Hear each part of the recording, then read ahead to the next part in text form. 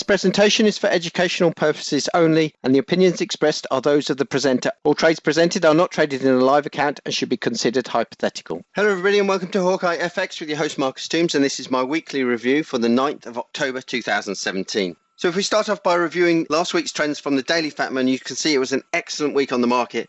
We were looking for continued US dollar strength here, continued Japanese strength here. We're also looking for the euro to turn up here to come into strength. And we are trading these against pound weakness and New Zealand weakness. So starting off here with the US dollar charts, which is our strongest currency this week from the 2nd of October, you can see the US dollar strengthened against all 6 of our currency pairs and was our strongest currency. Gains weren't particularly strong against the yen or the euro, but the US dollar did significantly well against the pound, the New Zealand and the Australian and Canadian dollars. And that was a very similar story here with the Japanese pairs. Big gains against the pound, New Zealand, Australian and Canadian dollars, and little gains against the euro and against the US dollar. And then the euro on the 4-hour charts turned during the beginning of the week and came into some strength. You can see here we had significant gains again against the pound, New Zealand, Australian and Canadian dollars, but horizontal or weakening slightly against the US dollar and the Japanese pairs. On the weakness side here, looking at the pound charts on the 4-hour charts, you can see here we weakened from the 2nd of October all through last week against all of the 6 currency pairs. And this was right through until Friday. And you can see here in the pound US dollar making significant losses here and coming back to retest its 1.3000 level. And finally, looking at the New Zealand pairs through the week, you can see here the New Zealand dollar did weaken also against all of the currency pairs. And as we discussed, it did start to weaken against the Japanese yen all through last week. So what can we expect from this week coming? Looking here at the calendar, we can see here the Tier 1 data, 3 bulls here, is very light on the calendar this week. On Tuesday, we have manufacturing production from the UK. On Wednesday, job openings and the FOMC meeting minutes, which is the big one of the week.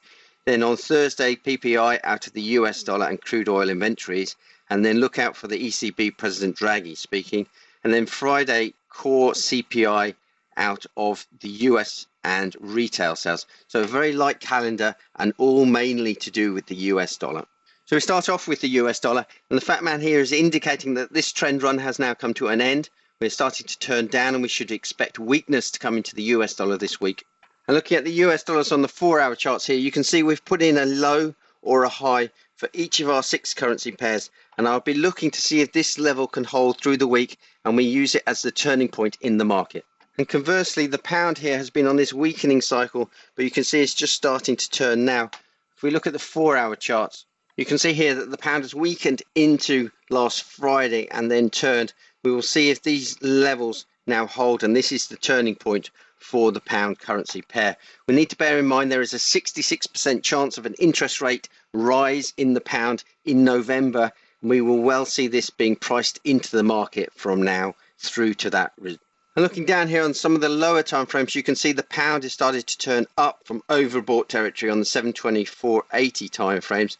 And conversely, you can see here the US dollar now turning down on a double shoulder on the 724.80, and the yen also turning down from overbought territory suggests those 2 currencies will weaken.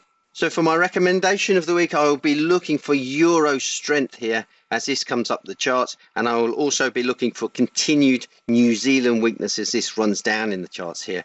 With the yen, you can see this line is just starting to turn over, and this looking like this run is running out of steam and may well turn and weaken. You can see here the Aussie turning down and the Canadian not turning up yet. We can look for further weakness in the Aussie and the Canadian dollars. Okay, as usual, I hope this helps and I wish you all the best for your trading this week.